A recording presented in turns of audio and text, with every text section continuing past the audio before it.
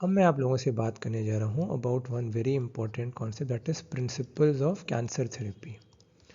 ठीक, प्रिंसिपल्स।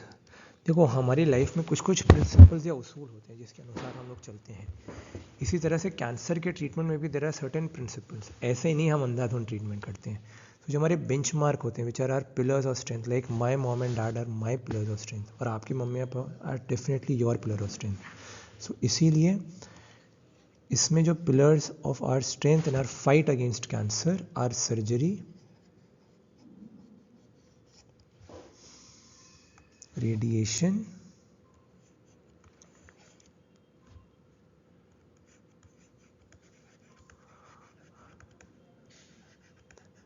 या रेडियोथेरेपी जिसको कहते हैं, and drug therapy. Surgery, radiation and drug therapy. ठीक, तो सर्जरी और रेडिएशन जो होता है, this is basically the preferred treatment for, अरे यार ये कहाँ खो जाता है, ओ भाई साहब, हेलो, हाँ, surgery and radiation are basically,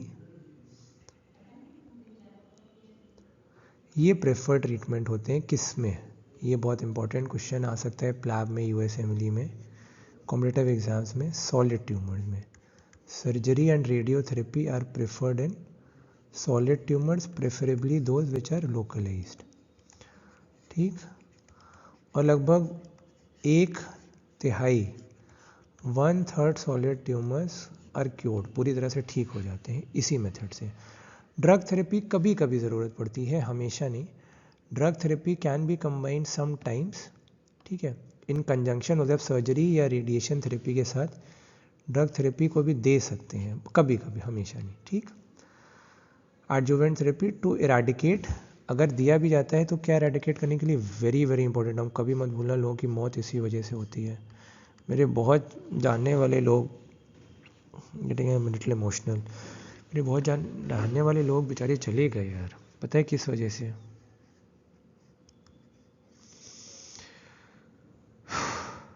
micro metastasis की वजह से। मेटास्टासिस तो होती है और एक होती है micro metastasis. One of my favourite uncles expired due to cancer. वो माइक्रो मतलब बहुत छोटी छोटी होती है ना, दिखती नहीं है, तो इस वजह से।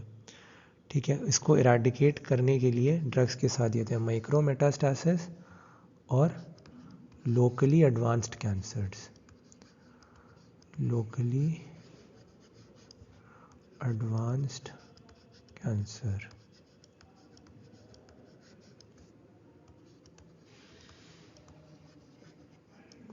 ठीक है, और उसके बाद one half of diagnosed cancers can be cured by the combined use of these modalities।